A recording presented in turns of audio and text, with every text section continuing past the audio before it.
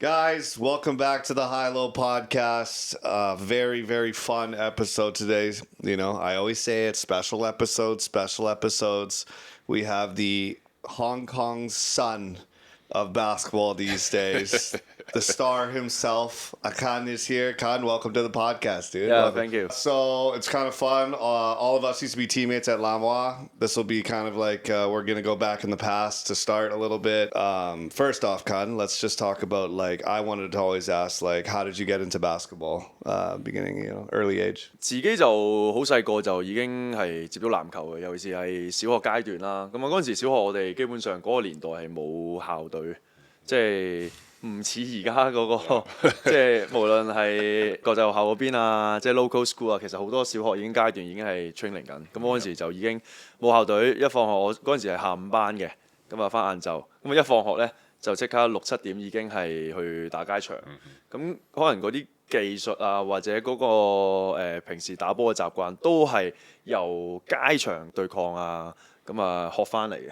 基本上我嗰陣時就對嗰啲全部都係對啲大哥哥啊，即係又唔係去到成年人嘅老將嘅，基本上係同你大過嗰啲人、大過你嗰啲人打。我覺得咁樣先係會進步得多咯。咁所以習慣咗，即係 even 嗰陣時打啦，小學去到中學啦，咁啊嗰陣時係一個觀塘嘅中學，即係唔算話好出名。即係唔似可能一啲名校啊，咁啊觀塘一間觀塘官立中學啦，大約可能中3度帶領一隊九龍嘅 D3 升到去 Division 1，即係嗰陣時好犀利嘅，即係可能你當係聯賽咁樣啦，由一支嘅乙組嘅聯賽升到去甲1，咁個成就感都幾大嘅。DBS was such, I think, like a big Kickstarter for your career. Such a famous school for basketball.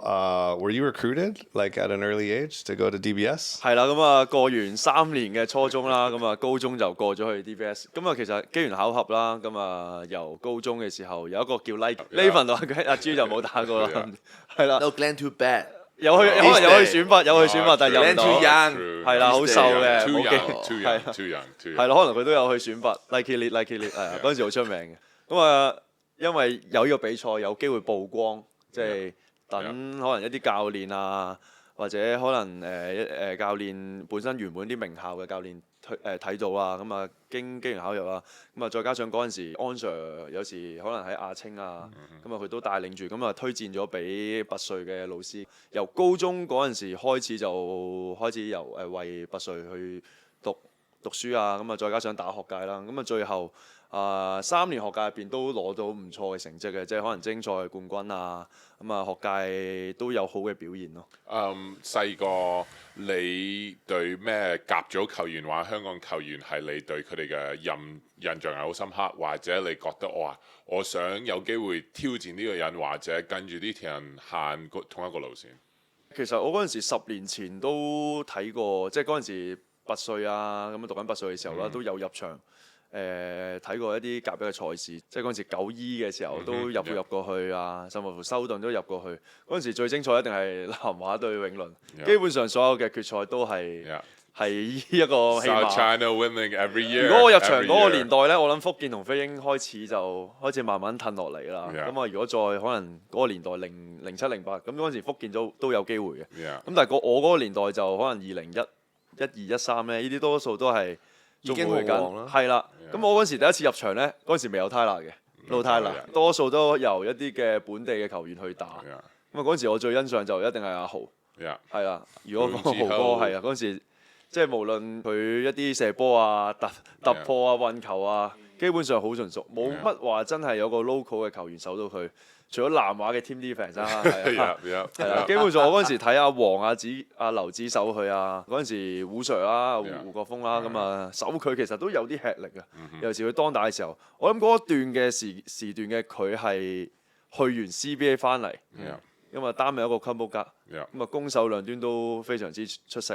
咁啊無論一啲侵 shoot 嘅3分啊、走籃啊、點樣擔住你上籃啊、assist 啊，其實佢都做得好好。咁如果你話我嗰陣時最想學到嘅，咁一定係潘志豪哥咯。The legend himself， 潘志豪。I was gonna say 嗰陣時嗰啲好特別係永倫同南華嘅打法係好唔同，同埋因為嗰啲球員嘅特性係好唔同，所以你會感覺上係同之前 NBA 都有啲似係嗰個風格係好正，你會睇下呢個人係Winling 係比較 run and gun，向後係唔係同埋個速度係快，係矮仔架稱肥位係未必有啲好高路喺度，但係佢哋又好快。咁南華嗰陣時又一樣，我都大嗰陣時都係有多少少內線，未必推得咁快。咁我覺得嗰陣時同而家有少少唔同，嗰陣時個感覺睇落去係正嘅。我會講Winling係自由，南華係好系統 freestyle 啲咯 ，freestyle and system。係啊，都係。即係可能就阿豪阿香，喂，即係我擋佢就可以射三分，阿架就一有空位就可以射中距離啊。咁唔同我哋可能嗰陣時，基本上冇話真係有每一場都有嗰個穩定嗰個人，但係好多時都係點點開花，突然間會爆一兩個人出嚟嘅會，係啦。咁所以點解有時一啲射手會突然間爆兩球三分出嚟，就係咁樣好關鍵，影響成場波嘅走勢咯。We'll fast forward a little bit. I know you and Siwa. I've known you guys for a very long time. Paulie U career. You guys played together, obviously won a lot of games. But I also wanted to ask, so you come to Lamwa, you and Siwa together. Yeah. And one thing I noticed is like your DBS boys. What was it like coming on the team when you knew Juicer, the Yinghua king himself? With that rivalry, like what was that like for you two coming on like rivals in high school, DBS and Yinghua, and then all of a sudden Juicer is like your head coach? 都幾有特別嘅，因為其實嗰陣時 DBS 畢業啦。Yeah.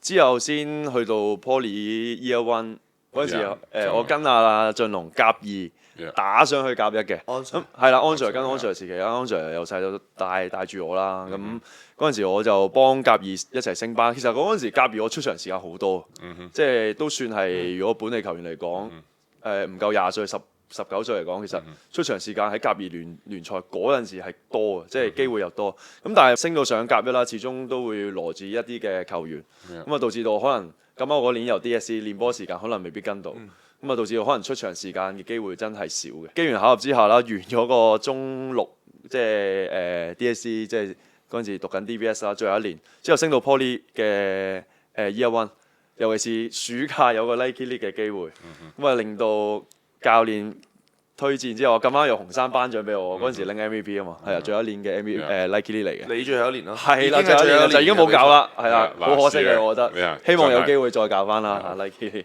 係啊，咁啊係啊，聽到未啊？Nike 希望有機會，希望有機會 Nike。咁啊，最後紅衫上色啦，有南青呢個舞台俾我去發展，因為南青嗰陣時係由甲2升到甲1，全部都係 local。係啦，冇話任何一個外援嗰陣時。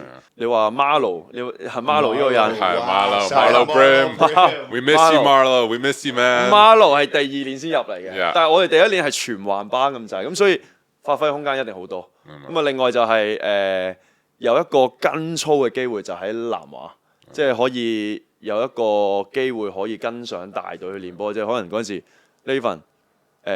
老大哥，Duncan 老大哥，甚至乎跟到阿黃啊、張敏啊、James 啊、張敏呢啲，喂，基本上即係練到嗰個對抗性，之餘個節奏，話俾我知道喺甲1嗰個對抗性或者水平已經係去到邊度。即係可能我第1年進入嘅時候，都仲係盲毛嚟嘅，慢中，即係一有機會我就起手啊，可能唔知道原來要守波啊咁樣。但係去到大隊跟操嘅時候，尤其是朱 Sir 帶領之下啦。我喺學界時期嘅時候，其實都知道朱 Sir 你防守做唔好就會鬧，因為我係經常喺隊隊聽到我喺進攻嘅 position 嘅時候，哇！我俾咗過完上籃喎，佢就鬧俾人過喎，咁所以我都知道阿朱 Sir 係即係防守嗰個紀律方面係好嚴謹。咁但係你上到去，我哋做細嗰啲，阿少華都知啦，即係我唔係同少華同一齊上練啦，係啊。少華都係嗰陣時打安青，之後慢慢就打南華。其實都知道跟操嘅時候，你一有少少做錯，佢就會鬧。即係我相信唔係淨係朱 Sir，我諗每一個大隊嘅教練都會對個年輕人嘅要求會特別高。咁呢樣嘢就激發我，即係每一次練習，尤其是大隊我都要非常 focus、好專注咁樣應付每一個 drills，要了解到教練嘅要求啊，或者可能對位呢份嘅。我一定要守到佢射唔到波，雖然守到射波，但係佢鏟籃，我基本上俾佢硬咁樣食住我身勢就籃啊嗰陣時，咁好困難嘅，係啦。同埋你都睇到一樣嘢係好關鍵，係我之前打安青同一個情況，你1年你打未4嘅球隊啦，你就最多1至2場就對到南華或者詠麟或者福建，嗰個對抗性咁強。你每次同自己球隊練，跟住你打尾四，你一年裏邊你得3、4場係硬仗。但係到你入到大隊呢，你日日練波係硬仗，所以你嘅進步會更加提升。因為我嗰陣時都有你打拔萃，我已經識你啦。但係嗰一年我有睇你進龍隊南青呢，其實你係進步得好快。就係第一年好似你話唔係好適應到嗰個對抗，同埋自己已經年紀細啦。咁你第2年係南青，你已經係見到你係上緊嚟，同埋大家都知道你係 ready 係可以入到我哋球隊幫到我哋咯。係啊，咁啊嗰陣時南青基本上球權所有嘅球權，即係一個去可能戰術都唔使做，一有見到少少嘅產能嘅空間，我就 first step 過。係啊，嗰陣時射波我基本上，如果人哋唔係完全企後2、3步咧，我係唔會射波嘅。係啊，你話嗰陣時我用擋即係一啲 pan move 啦，即係現今好興噶啦。但係嗰陣時我哋嗰啲夾做咧，即係唔會玩呢啲嘢。講真，你話美四更加唔會搞呢啲啦，係咪先 pan move 啊、無球擋 hand off 嗰啲，直接 first step 見到有個擋，我即刻 reject 走嗰邊咯。仲走去擋嗰邊，你唔驚俾人 trap 啊，或者人哋 under 咩？咁所以基本上就嗰陣時直接一個 first step 就過走籃，所以機會係多嘅。咁啊，但係去到南華嘅時候就你見到，因為我持續即係每一課啦，一個禮拜可能。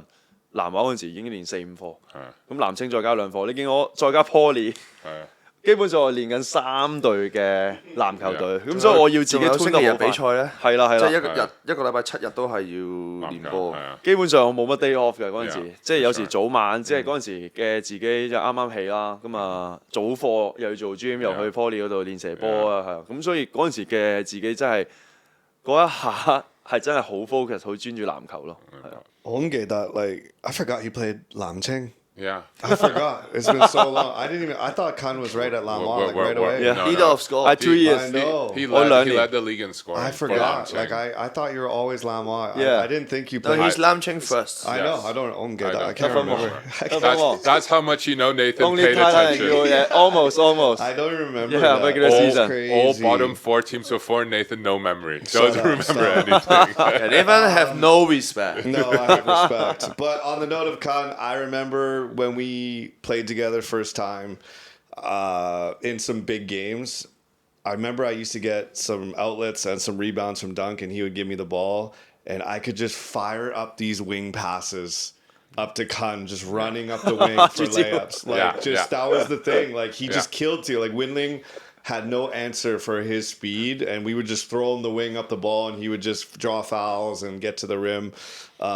Was that the first thing you kind of added to your game when you first came onto Lamwa? Was you were just going to be a very good transition wing attacker? 嗰陣時第一年打南華啦，咁啊其實壓力一定有啦，即係 pressure，即係因為南青嘅時期，我諗40分鐘比賽有38分鐘個波喺我手上，中意做咩都得，射失冇人會鬧嘅。咁但係去到大隊，你見到喂。我哋嗰陣時南華嗰個陣容12個都打得，14個都打得。每次我諗主教練阿朱 Sir， 我諗包括紅山都要諗，喂揾邊12個落場咧，邊2個休息咧，其實都係好煩嘅呢件事。我都知道第一年入嚟，我諗出場時間未必多，可能5至10分鐘。打得好嘅，可能嗰場波有10至15分鐘呢啲機會。咁所以我都知道亦都可能知道朱 Sir 對我要求係乜嘢。即係可能落到去，你專注喺個防守嗰邊，你冇乜甩漏，你出場時間就會多。咁啊，另外嗰陣時3分我暫時都未算話特別好嘅，即係 catch and shoot 啊、set shoot 嗰啲。咁啊，但係我知道自己最強一範就係可能個速度、偷跑、快攻 one on one 個 finish。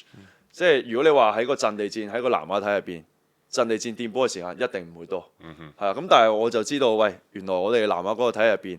個防守籃板係非常之好，非常之鞏固。基本上阿張敏攞到籃板，Duncan 啊德敏嗰啲攞到籃板，雙傳2分，咁啊搞掂啊輕鬆。咁所以我做嘅角色係好簡單，一有空偈，3分嘅人哋放嘅，我咪射咯，係嘛？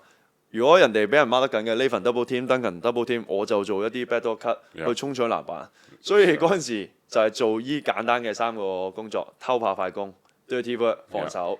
即係可能有時一啲對強隊嗰陣時第一年我都守過 Tyler， 因為 Tyler 唔可以一個球員 We 守足40分鐘，我哋要有3-4個唔同嘅防守嘅人。你 sync anyone who's ready with throw 你啦，阿黃啦，李文德文啦，Nathan 啦，4-5個都要試守佢。Glenn still in Canada， 係啊，嗰陣時佢未 still high school， 係啊，嗰陣時讀緊。Just a real quick question. Did you run track to get 你 so fast? 細個有冇跑田徑啊？佢3級跳㗎，3級跳就有，即係跳遠 triple jump， jump, That's why That's the long step. explosive long steps. Yeah, long step. Why is Khan so fast? 佢好快，it's crazy. 所以打籃球㗎，可以學埋3級跳啊， He 跳 said 遠 do the 嗰啲。 triple jump. They help Yeah, you to yeah, help the All kids, development. man. Triple jump and First track. step，first step，first step。 Athletic development. 幫。Okay, we have a lot to get through. 2017 Lamwa season, very special for us. Me, Duncan, Kwan, Shiu Wah, first perfect season in Hong Kong history. No losses, Silver Shield regular season. That was such a good memory for us. And then the next year, Duncan goes CBA. I go to Macau. Big change. Well, that's the 2018 year. Tommy comes in. Yep. You guys lose that game. You know, you lose the game 5 to Dongfeng. And then the next year, we have a European coach come in, and then like Khan rises to a whole new level of skill because he's getting, you know, very European practices, details. To be fair, Shiu Wah too. Oh, Kind of of course. Shiu Wah post that. I'm just giving him a compliment. He just needs No, some no, compliments no, of course. sometimes. No, No, just to be fair. 笑話都可以 share 嘅。 I'm good. My rule, okay. I'm just We're joking. talking I'm about just Khan joking. today. Yeah. So maybe Khan, you can talk about that transition from 2017 to 2018. Maybe a shorter answer, and then to 2019, where you take control of Lamwa. You're the Daigong. 17年基本上我哋係全勝嘅， Yep. 即係呢度基本上所有人都喺度啊，G 啊、Nathan 啊、Duncan、小華，我哋所有球員喺嗰個嘅賽季入邊，工商杯、銀牌、聯賽，即係冇任何輸過一場比賽。我諗最近可能都係即係十分內咁樣，即係呢啲分數其實基本上嗰個 season 係基本上都大炒，即係冇乜話真係挑戰性好大嘅，因為再加嗰陣時，當時係基拔最尾一個月嚟咗，最後一個月嚟咗，哇！如虎添翼啦，咁啊基本上冇乜對手。嗰陣時基拔係最後生咁啊，又跳得又跑，超級工兵係啦，嗰陣時仲係工兵嘅 dirty work 係啊，基本上 double。咁嗰陣時基本上冇乜考驗。咁但係去到18年嘅時候啦，咁啊轉變都幾大嘅，我覺得。一個禮拜上一課啊，唔係18年未嘅18年，係啦18年。阿耀係啦，阿耀係啦。咁啊，因為其中一個轉變就係 Duncan 啦，咁啊，因為選 CBA 啦，咁啊，佢就要去中國內地去打。咁啊，第二個轉變就係 Nathan，咁啊，啱啱都提過啦，佢要去澳門去打澳門黑熊去打個 ABL 比賽。嗰陣時 Tommy 都開始加盟啦，咁啊，我哋個外援就變咗 Tommy，霎時間冇咗兩位老大哥啦 ，Nathan 同 Duncan。咁所以最後嗰個老大哥嘅位置，我相信係張敏同阿黃去擔任啦。其實你見到我哋嗰陣時個隊波係有缺陷嘅，咁啊由本身一個以Duncan 同埋 Nathan 嘅 two man game 左右甚乎，一有咩事我就將個波塞俾 Duncan 低位，因為有 double 啲我傳出去咪可以 cut 啊，可以射嘅。咁但係一轉變好大嘅，我由 Tommy 可能打個4-5號位，直接打個 five out，即係嗰陣時 Tommy 可能喺加拿大。佢係打幾個位啊？打3號位，打可能係咯，頂盡咪4。咁但係可能嗰一年嘅風格就直接可能由嗰陣時朱 Sir 帶領嘅，完全唔同晒。係啦，4號位突然間又啱啱阿耀又接手啦，咁啊再加上我哋所有嘅球員又轉咗嘅即係你話可能轉2個，但係其實已經好大分別。由本身可以打內戰為主嘅，打快攻為主嘅，但係突然間會做個 fire out。咁大家都唔係好習慣其實，咁啊可能去到銀牌聯賽，去到最後階段贏緊2-0，即係 2-0 咯。其實 and Dom is here and Gilbert is 係啦，基拔嗰陣時我以為打到天下無敵手，基本上冇乜放鬆晒。係啦，我唔知有冇啦，可能有啲人會買咗機票啦，但係我冇嘅，我個僆仔嚟我講過㗎啦，我唔知有冇買機票啊，即係一定唔係我同你。呢兩個人冇份，一定係我哋份。會唔會有啲人可能book 緊個餐廳揾緊啊邊度啊，可能慶功啊咁樣。我都講過嘅呢個，嗰個日期我冇講名，我冇講名，有人 support 我。係啦，贏完2-0，大家我諗練習嗰個氣氛都會有少少鬆懈嘅，即係喺嗰個時期。咁再加上我哋前一年又全勝，咁去到呢個階段2-0，我仲唔贏緊。咁頭兩場基本上20分起跳，10幾分起跳，我相信。咁但係去到 Game 3就好明顯，大家都知啦。其中一個轉捩點就係佢俾佢哋喺醫館攞到 Game 3嗰場。Vicky 係啦，Vicky 一直都可能成個系列賽都表現好啦。咁再加阿 Marcus 子禮奇哥啦，咁其實都非常之穩定嘅表現。嗰場波贏咗之後，我諗對我哋成個更衣室都有少影響，因為點解呢？我哋前一年或者成季都冇輸過啊嘛。橫跨其實我諗冇乜輸過波，除咗有一年係輸過俾 Eric 嗰場規賽，Eric HKBA 打緊遊戲嘅時候，我哋輸過一場，係啦 first lose。但係其實我哋成季都好順嘅，除咗嗰場之後，咁所以我哋未經歷過原來總決賽我哋會輸波嘅，所以突然間大家個更衣室個氣氛會有少少奇怪嘅，士氣會有少少單咗嘅，或者可能突然間我哋因為呢場波嘅輸波，我哋會轉變得好多嘢，所有嘢可能突然間本身即刻否定咗我哋之前唔做嘅嘢。但係我哋一整年係練緊嗰套嘢噶嘛，你突然間變嘅話，咁令到大家會有啲猜忌、猜疑咁樣，咁令到大家可能出個手啊、傳個波啊、做戰術個 play 個 timing 都未必係啱。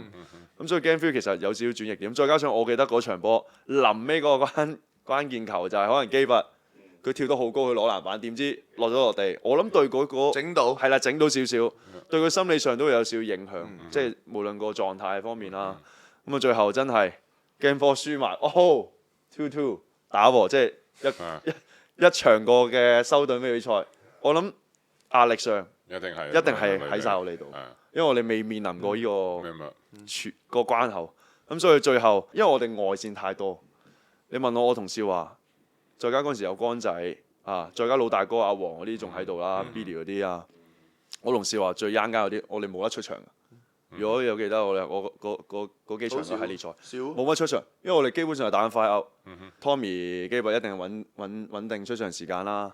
咁我哋後衞嗰個人數超級多人，咁所以論資排輩未到我哋。我哋基本上我係坐住喺個 bench 度經歷呢個慘痛嘅經歷。我多少少嘅，係你風扇，因為冇4個位啊嘛。係啦，3-4個位，有時頂個 forward。咁再3個 game 5都好，大家印象深刻。Marcus 即係艾利諾啦，輪流接管比賽啦 ，Vicky 啦，即係高難度嘅入波 top shot。咁我哋真係 mark 唔到嗰啲，最後就都係隊少俾人哋反級。即係我諗無論即係紅山老闆或者我哋所有球員，前所未見未接受到呢個情景咯。咁嗰陣時嘅我就會諗，喂，我第一年好順喎，我可能打個後備有 Duncan 啊呢份傍住，有啲老大哥傍住，我可能專心做個 finish 嗰個角色咪得咯。去到第二年，點知本身出場時間都多喎，突然間咦少過上年嘅，即係會諗係咪我自己做得唔夠好啊？定係冇進步過啊？即係會有嗰個心理包袱，即係會影響自己係咪轉咗教練啊，或者冇咗 Duncan 呢份我就唔識打波呢？係咪？即係會開始好多問題出現啊！同埋最關鍵一樣嘢就係，喂，我哋已經過嚟，但係冇落過場幫助到球隊，呢個亦都係我嗰一年入邊係最大遺憾咯。係啊。His memory is insane. You remember every, yeah, it's very impressive. Is Game 5 2018 the greatest HKBA game of all time? 近10幾年都好似未試過 Game 5。冇試過2-0輸。That's the first time in history a team's ever come back from 2-0, and also the only Game 5 in ever. No, not ever. We lost in Game 5. And I think there was a Game 5 before as What's better, the 2000 we lost in that 有啊， one? 你試過 Winling lost in those Game 5s. 近10年係 We both lost in those Game 5s. All right, Kwan, 2019, Mensur comes along. You know, he's been on the pod. We have a lot of guys talk about him, but he affected your career. I saw it in a big way. I've never seen a player jump like you did with his system. So maybe you want to talk about 19年咁啊轉變大啦，因為始終經歷咗個輸波俾人大嘅反擊啦。咁啊，我諗教練團或者我哋球員都會有好大嘅轉變。咁啊，最後即係機緣巧合之後啦，我哋請到阿 Mensur 啦，大家都識啦，靠過好多國家隊嘅經驗嘅教練，歐洲教練。咁啊，嗰陣時我仲記得好有印象深刻，即係一班原本南亞球員啦，或者可能有啲嘅 young guy，即係所謂男青球員會一齊練波，好似一個揀卒嘅時間咁樣，即係可能會揀啲嘅球員覺得喂令到 Mensur 覺得喂會唔會啱啱用啊咁樣，大家球員嘅心態就係覺得平等。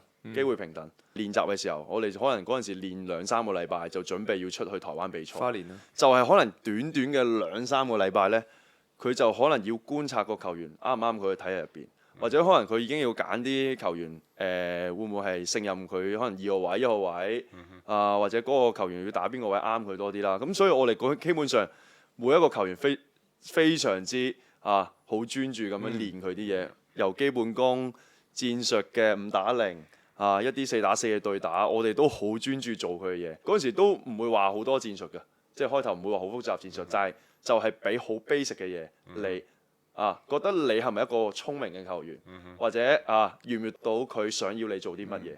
咁所以咁啱我哋有個台灣機會嘅比賽啦，好似花蓮啊，係啦，有 Chris 去幫手，Tommy 亦都好似喺度嘅，我哋有2個援咁樣去打。咁咁啱嗰次。因為你齋練冇意思喎，你可能淨係懟落去對抗，未必話睇到你啲乜嘢。但係咁啱嗰次啦，咁我記得有啲球員又因為傷患啦，咁我自己有比較多嘅機會。咁啱我嘅比賽入邊又做到佢所要嘅嘢，咁慢慢就攞到一個機會啦，擔任一個可能正選嘅2號位。嗰陣時少華就3號位啦，再加上我記得 Duncan 嗰陣時未翻到嚟啊，仲要打 CBA， 係啦，仲未搞得掂啊。咁大家我都話機會平衡，大家真係要喺練習入邊，你要付出，唔好話100%，你係要練到你件衫要濕晒啊，就嚟去抽筋嗰個階段啊，你先會爭取到一個好嘅機會。咁所以因為點解呢？佢嘅練習或者佢嗰個對你嘅要求呢，你唔可以1分鐘偷懶，1秒都唔得啦，基本上係啊，因為你一偷懶呢，佢其實好快睇到，即係可能簡單嘅5對0嘅戰術走位，佢見到你冇用力跑，佢係睇得出嘅喎。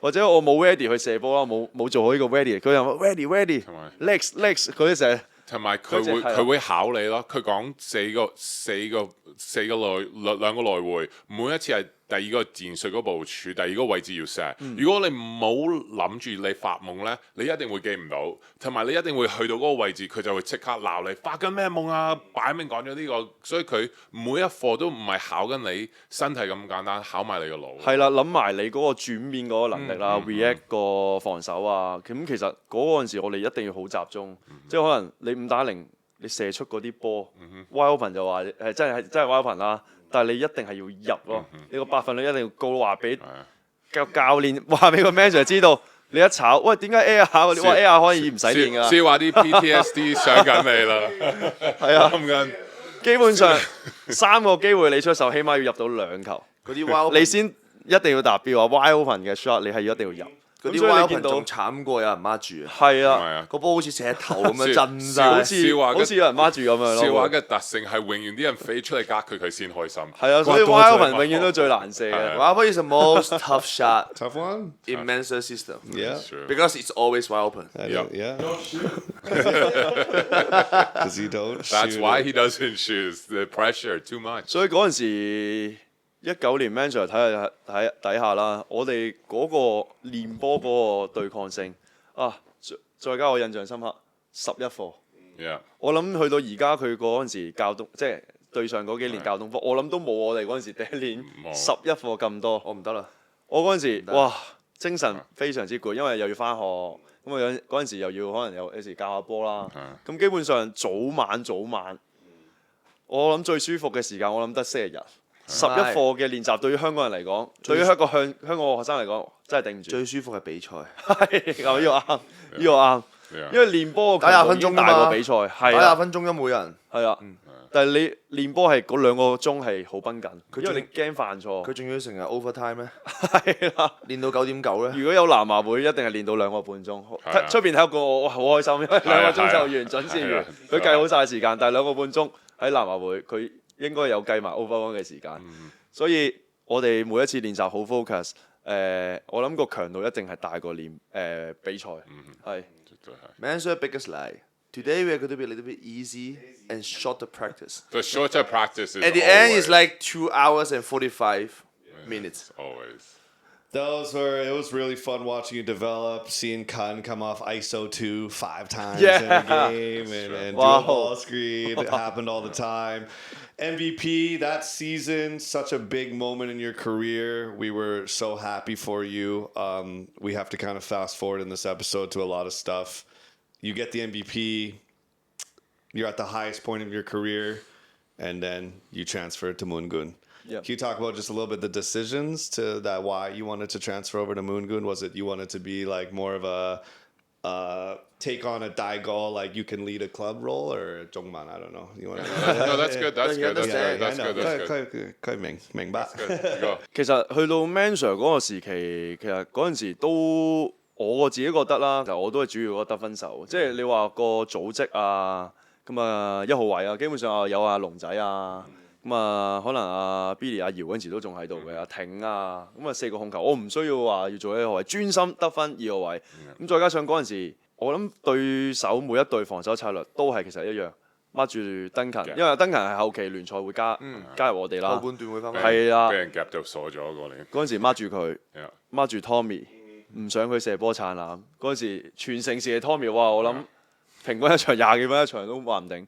但係其實我嗰陣時就專心做好可能 Mensur 交低我嘅工作，我做戰術完成點，我唔使諗咁多，我拍波唔使咁，唔使處理啦，係啦，唔使處理。總結你負責。ISO 2我一出嚟，葫蘆頂就問3分或者 first step 就過啊 ，pick and roll 就照鏟啊。嗰陣時唔需要諗咁多做 make decision 嘅嘢，咁所以你見到我嗰年其實點解話拎 MVP 可能整季嘅表現 keep 住穩定啦。其實去到決賽，人哋一加強防守，其實我自己都唔係好慣。咁去到埋收局嗰場嘅時候，自己都打得麻麻地。咁所以你話呢個 MVP 嗰陣時，我覺得喂未夠說服力喎。咁但係如果我想再向更高嘅層次進發，或者我自己個人嘅成長方面，我覺得可能真係要離開一啲嘅老大哥去幫忙，去一啲新嘅球隊，即係擔起一個真係作為一個大哥領袖嘅角色，去帶領其他球隊去拎嘅好成績，甚至乎真係冠軍。咁係個感覺係點呢？咁其實自己都糾結咗好耐，有諗過。因為其實南華階段，即係南青嗰陣時，我自己拎晒啦，但係永遠都唔會贏到波㗎，係咪先？咁但係去到南華就有一班前輩啊老大哥去帶住我哋打，咁梗係舒服啦，呢個舒適圈。咁但係當呢啲人走晒，我去到新球隊，所有嘢要重新嚟過嘅時候，我可唔可以能夠繼續 keep 住呢個咁好嘅表現？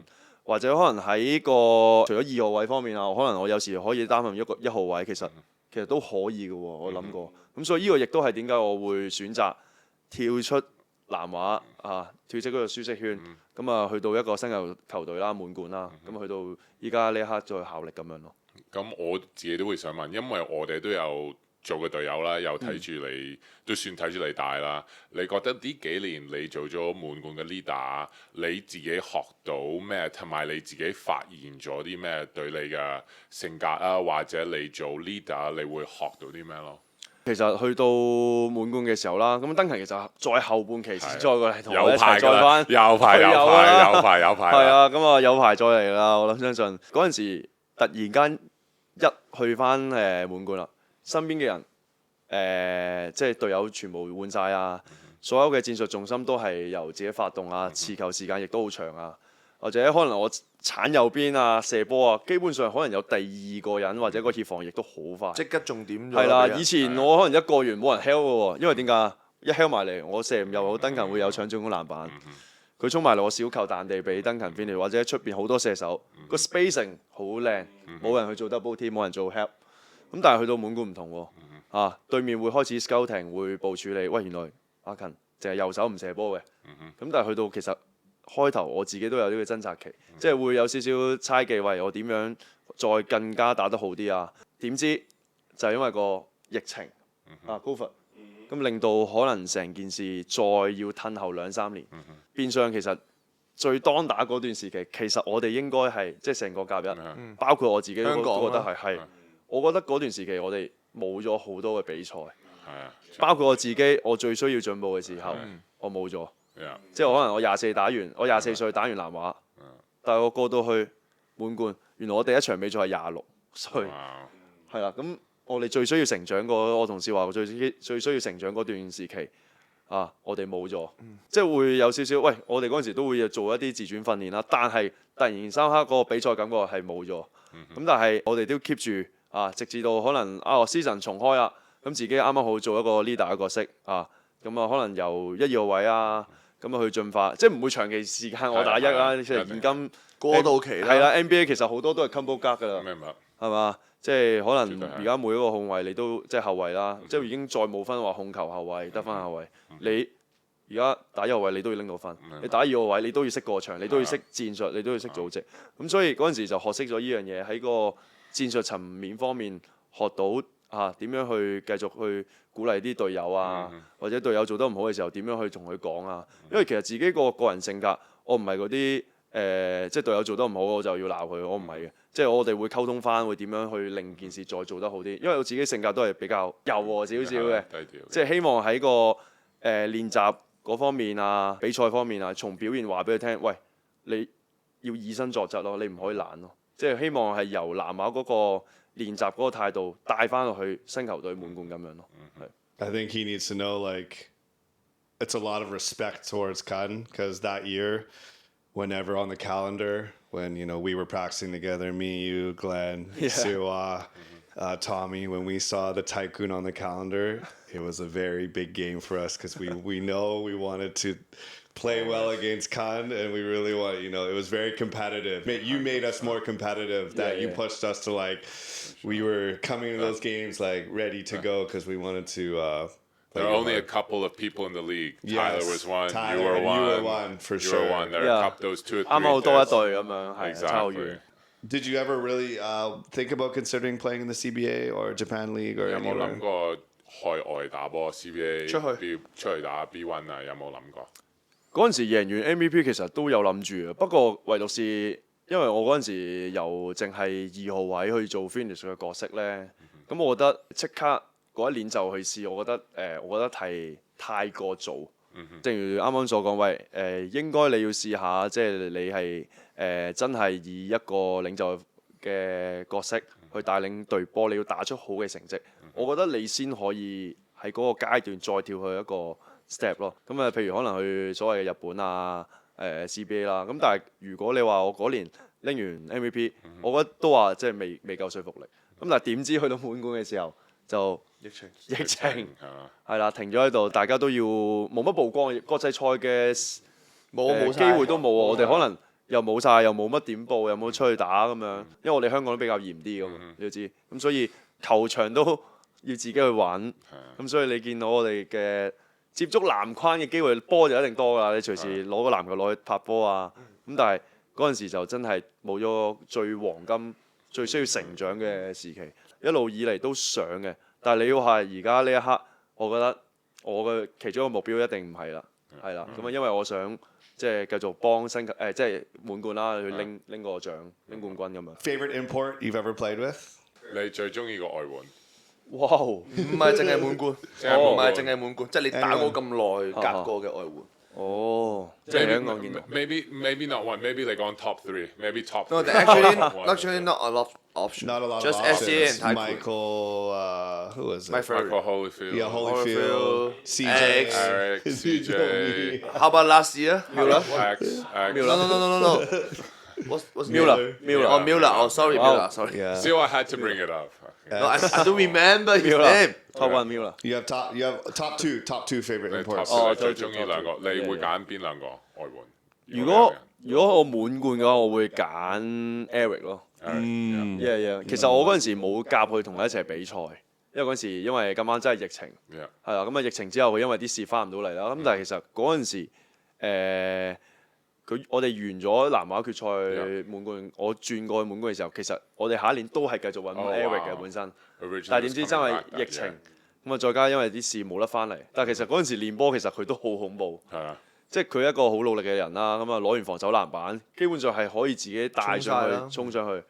你拉開 spacing 俾佢 one on one， 佢香港呢個水平入邊，基本上冇乜人可以 stop 到佢。你覺得佢起跳咧，其實佢已經飛咗埋，佢回彈速度好快。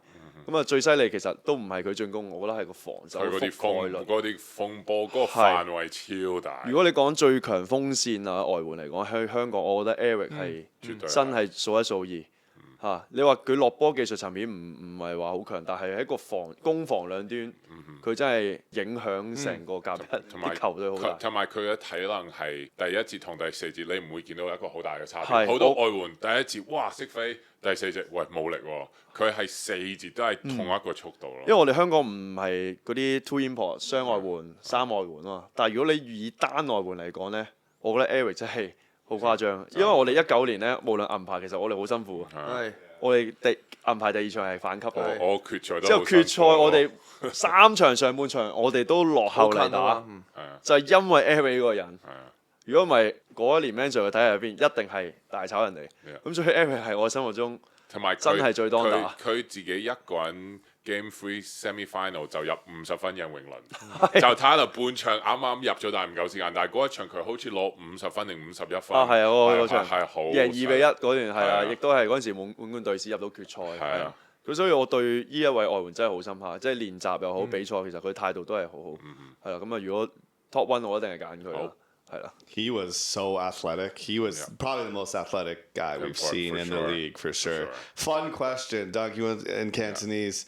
This is all of us should answer this. This is a fun one though. If you could go back in time to get one basketball play back in your career that maybe caused some 痛。如果有一個 play 你睇翻之前，你可以重新再做，你會揀邊一個 play？ 所以有一球你俾人封或者你使得炒咗，你有一個好深刻個 play， 你自己會揀邊一個？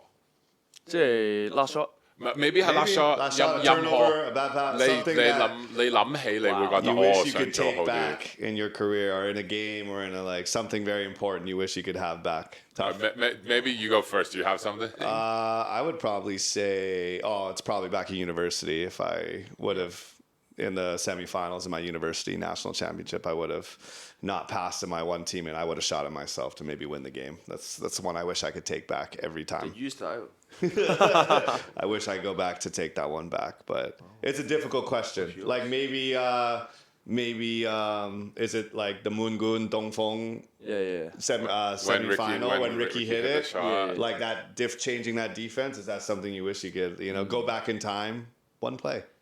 I have one where I know Ian's going to laugh at this, where there was only 2 seconds left.